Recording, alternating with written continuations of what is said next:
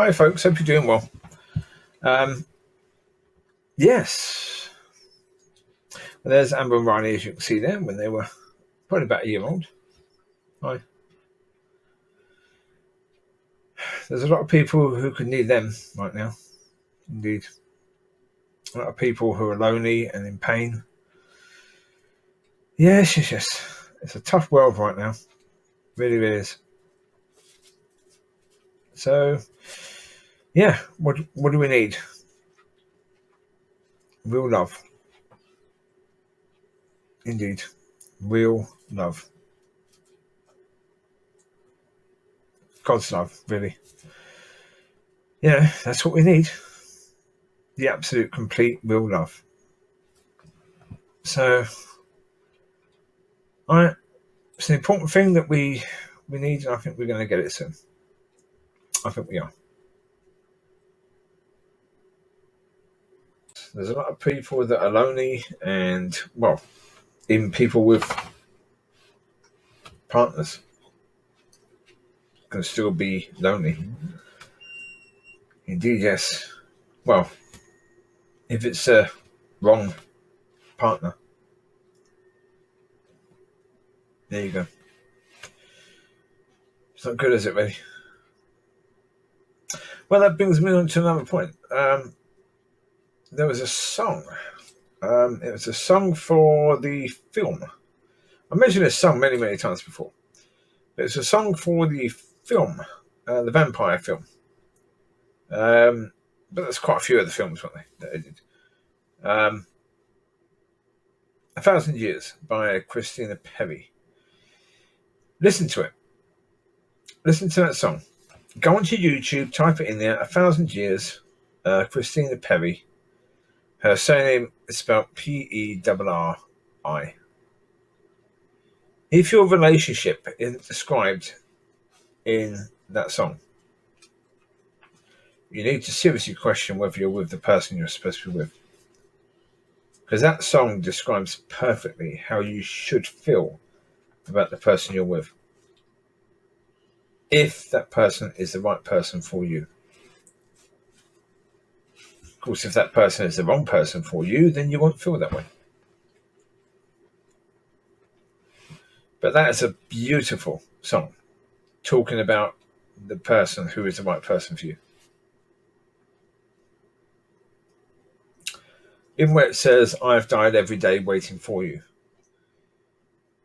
If you're with the wrong person, you wouldn't necessarily feel that way. You wouldn't look back on your life and think how empty your life was without that person. You wouldn't see a wilderness in your past. If you're with the right person, you would see a dead wilderness in your past. And the day you met that person, you would see something of that wilderness come into life.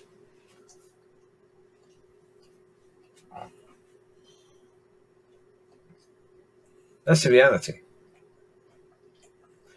Because if you're with the right person for you, then suddenly, let's say, it's like, one way to picture it, it's like you being half a person. You've been split in half.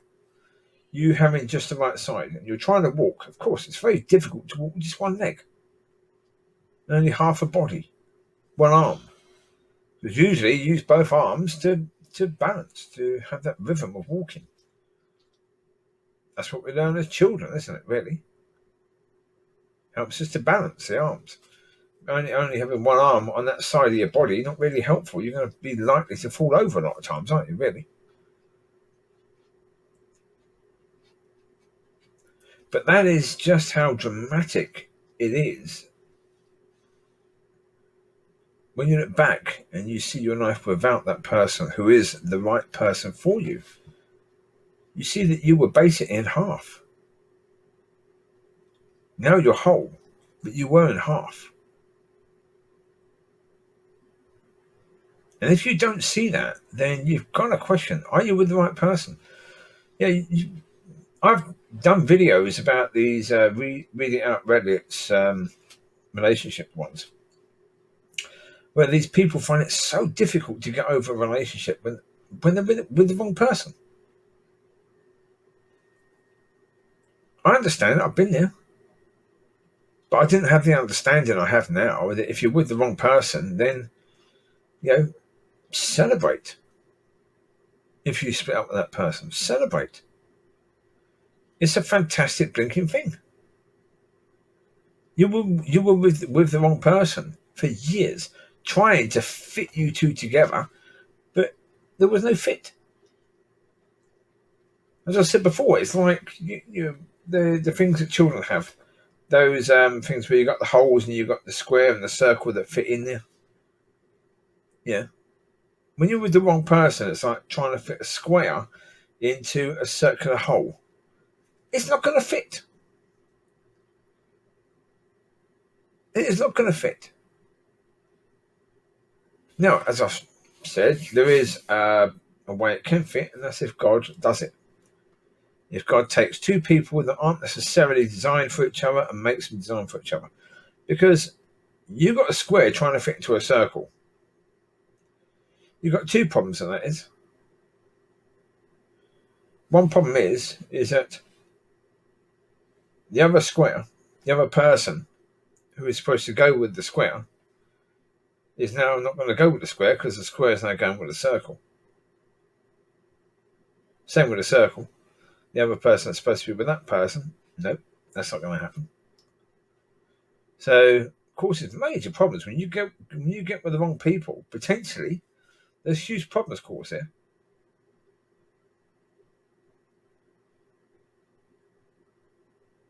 So, it's not just the fact that you're mucking up your life because you're with the wrong person. What's that song? I just heard a song. Oh, a second ago. I just heard a song. Phil Collins, Do You Remember? And in that song, it talks about, because I mentioned recently about the fact that in the world you've got people in relationships who break up, go straight to another relationship, break up, go straight to another relationship. And one of the lines in that song is, you just can't wait to get hurt again. That's the thing, folks. Some people that it seems that they just can't wait to get hurt again. If you're with the wrong people, get with the right people. Get with the right person. The person that God has designed for you. You will see everything will change. Everything that's grey will become bright and sunny and cheerful and wonderful.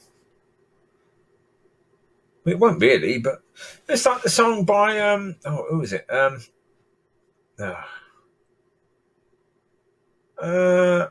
Not that one. Not that one. It was. I nearly found it. It's one done recently. Done by Bieber. Justin Bieber and the ginger bloke. British ginger bloke. Him. Ed Sheeran. Yeah. Weirdly, I can't find it. I can't see the blinking thing. That's just weird, that is. It should be quite at the top of this playlist here, but it's not. That's weird. Okay, it should have been up the top there, but it's not. It's moved. It's obviously gone down somewhere for some reason. It shouldn't though, but it has. So there you go. I have to find it, but that one. And if I eventually find it, I'll let you know. But again, a gorgeous song. It's talking about, you go to places and you can't stand the people, but when you're with the right person for you, everything is just great. Even being in a room full of these a-holes, basically, for the sort of people that you would never want anything to do with at all, it doesn't matter. It doesn't matter because she's with you. She's there. The most important thing is that she is there. You're with her. Or you're with him if you're female. And that is just wow, absolutely beautiful. But again, that's talking about the same thing. That when this person who's right for you isn't there, everything is a bit dark, is a bit so bleh. Is a bit I can't cope with this sort of thing. But as soon as that person's there, yeah, that's fine, I can cope with it. Yeah, anything you want, I can cope with it. Yeah, be any situation, any place, I can cope with it. Around the worst of the worst people, it doesn't matter because I'm with her. Yeah, even when you've got all these, like for example, going to a church, for me, going to a church with all these entitled people, all these religious, churchy sort of people, I can't stand it. Can't stand it. I think it's horrible. It's one of the most unpleasant things ever. But if I'm with the right person, the person that God has called for me, that's going to be no problem at all. Absolutely no worries at all. Yeah, that song Ed Sheeran one is I don't care. I don't care. And it's based upon, I don't care about all this and all that because I'm with you. Yeah. No wonder I couldn't find it. Wrong blinking playlist. It's in the dancing playlist, not the relaxing playlist. Yeah, it is there. There you go, it's there. Oh, okay. Okay. So, there are a lot of songs that talk about that sort of relationship. But yeah, it's, as I say, if you haven't got that, you've got to be questioning, is what you have worth it? Is it worth anything at all? Is it certainly worth the emotions that you go through? Is it worth the stress? Is it worth any of that at all?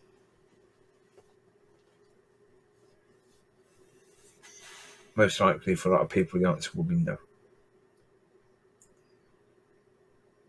And that's okay. Celebrate. You've gained some knowledge, you've gained some experience, you've grown as a person in that relationship, and you should have. But certainly if you can learn what you can learn from it, you will grow as a person from that. And that's good. That's something to celebrate. And that brings us on to that point about, as I say, real love. Real love. One would certainly say, if looking at Christianity, that at the moment there's an understandable belief that it's not real. A pretty understandable belief that it's not real because most people look at the evidence, and the evidence just isn't there.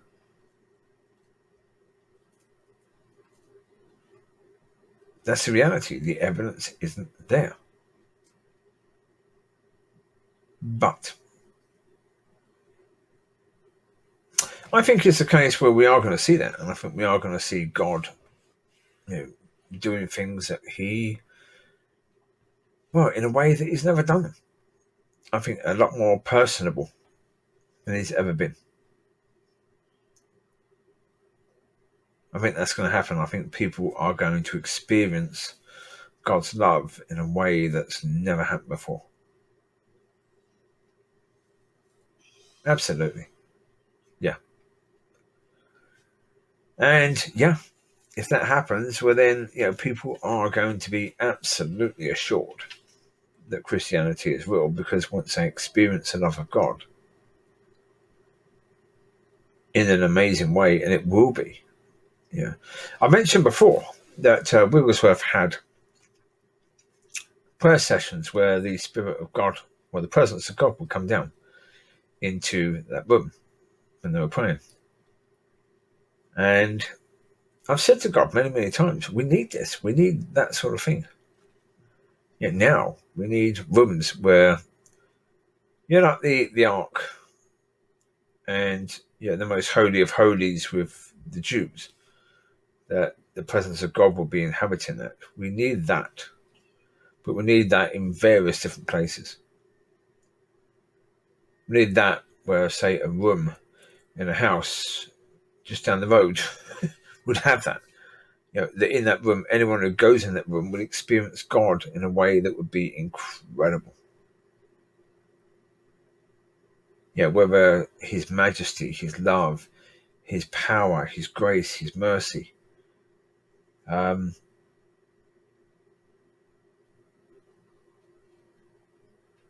They would be able to have a walk and talk with the Lord. Whatever that person needed.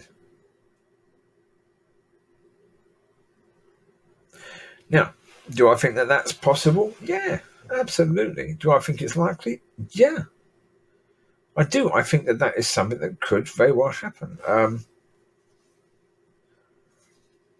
It all comes back to the point I made in a video quite recently. It's what your faith can see. Can your faith see that?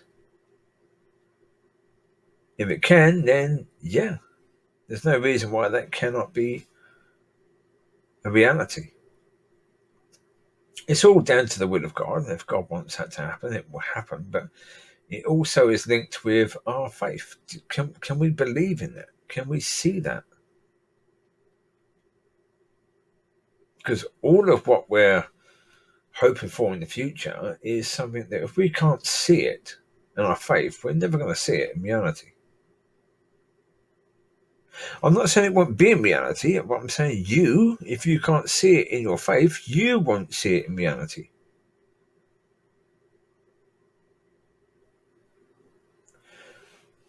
There have been works of God before. There have been revivals before. And there have been people in the church who have missed it.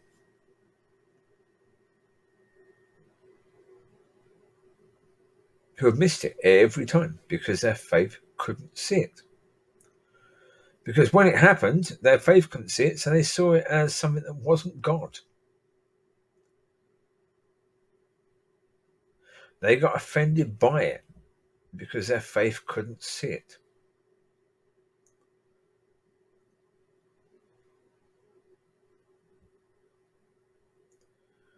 Your faith needs to be able to see it.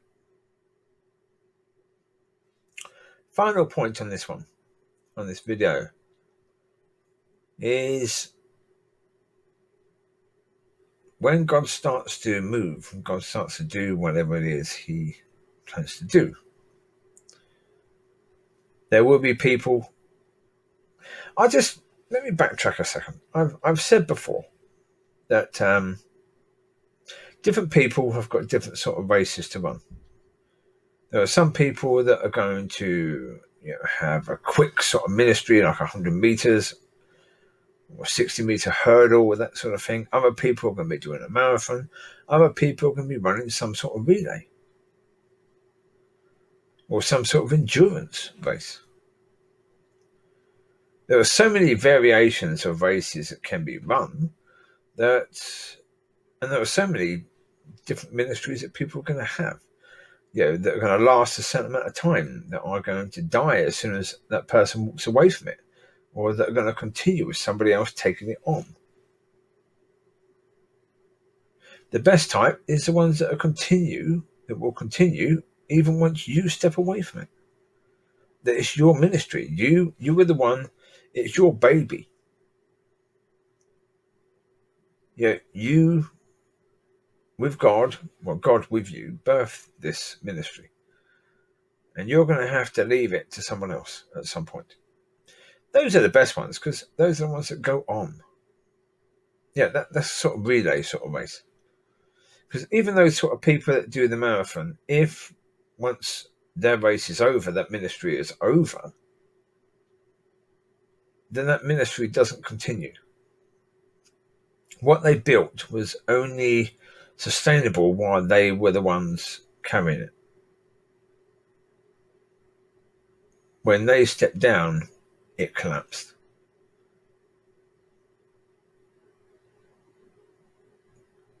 So the ones that go on means that the foundation was great, because the foundation can be built upon. The problem with that is that if you're in that situation, say you're in your 50s or 60s now, at this point on the 15th of January 2021, you may live until you're 80, 90, 100. But you won't be in ministry for all those years, because dependent upon the ministry. If you're talking about a ministry that needs a lot of attention, needs a lot of meetings to happen, means a lot of traveling, then maybe by the time you get to about 70, you need to step down. But that someone else is going to now take that on and take it to another level. And you've got to sit there watching it. Don't feel bad about that. That's cool. You've done your bit, and your bit was crucial. The foundation that you built, that you put in place, is what's allowing this to continue. Any work that goes on from here still is part of your ministry. So your ministry continues even though you're not involved in it, because you built the foundation that everything in the future is going to be built upon. Everything that happens on that foundation comes onto your ministry as well. It's classed by God as your ministry as well, even though you're not now a part of it anymore. But what you did, what you built, is a part of it.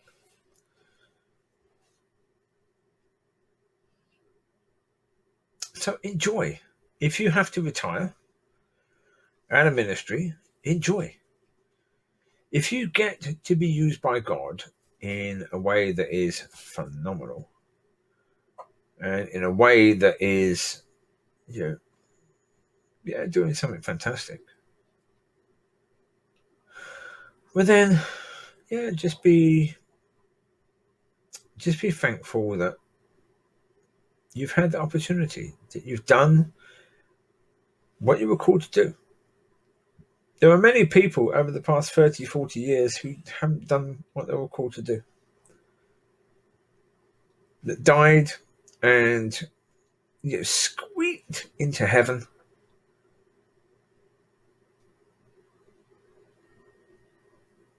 having not really achieved what they were left here to achieve. If you get to achieve even half of what you are left here to achieve, then you've done very well.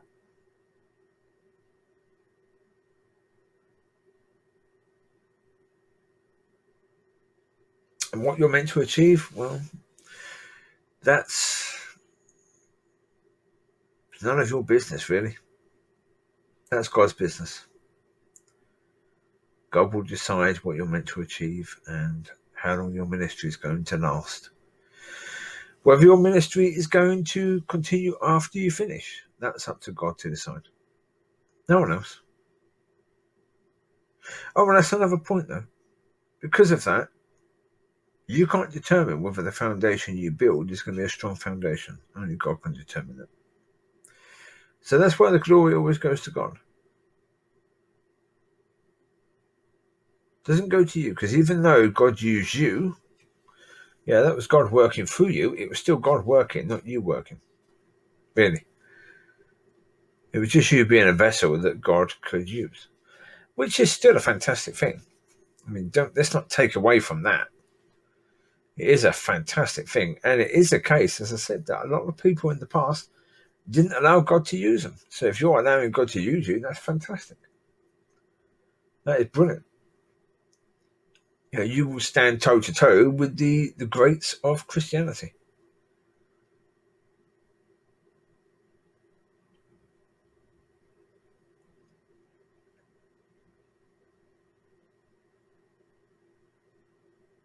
So, yeah, rounding up then. Yeah. So relationship, yeah. If you're not with the person you're supposed to be, then you're better off splitting up from the person that you're with. That's the certainty. Well, because it's quite possible that the person you're supposed to be with is there, available, waiting for you.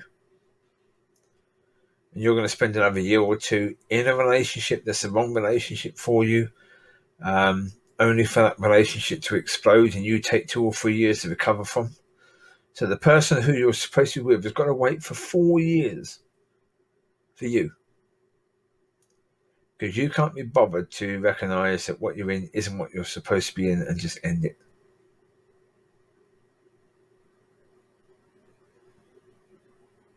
Be guided by the Holy Spirit on all things with regards to your relationship. If it needs to end, end it. But as I say, if you're in the wrong sort of relationship, then ending it would be a glorious thing. It's a fantastic thing. Cheer and celebrate. Don't cheer and celebrate rubbing it into your partner. Help them to understand. If you're with the wrong person, you're far better off not being with that person. Both of you are. You're both far better off not being with that person. So, yeah.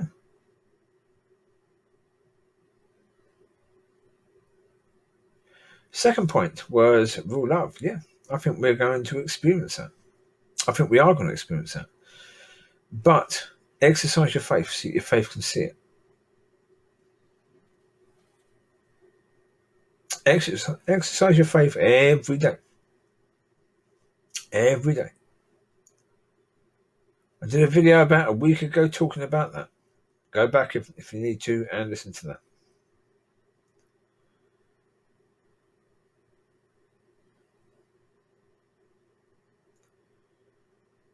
But be blessed. And yeah. From a kingdom point of view, we are in very interesting times indeed. Indeed. I always see what happens with it all. Indeed. But there's a lot of possibilities, a lot of things that could happen that could be wonderful, a lot of things that could happen that could be terrible. We'll find out. And yeah. Well, one other point from a kingdom point of view. If you're in the world but not of it, but if you're in the world but of the kingdom of God, and the world is on fire, basically, I mean, not literally, but you know what I mean. Yeah, the world is crashing and burning, and yeah, it won't affect you. You won't be bothered by it because you're walking according to God's kingdom, not this kingdom. So even though other people around you will be stressed and harassed by the situation, it won't bother you. Because this is not your kingdom. I'm not saying it won't bother you as it won't be upsetting to see people go through that. I mean, it's not going to cause you to have a bad mental health day. That's the language that's now being used, isn't it? So I'll use that because that's the language that's being used now. I saw a video or a little clip today of a man in a shop.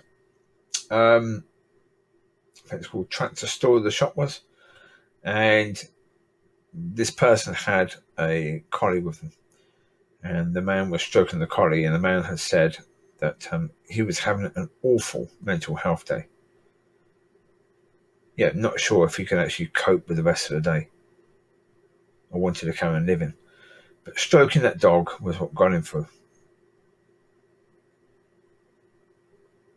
Why? Yep, indeed. Oh, there's nothing better than a friendly dog when you're having a bad day. Nothing better at all. Aye.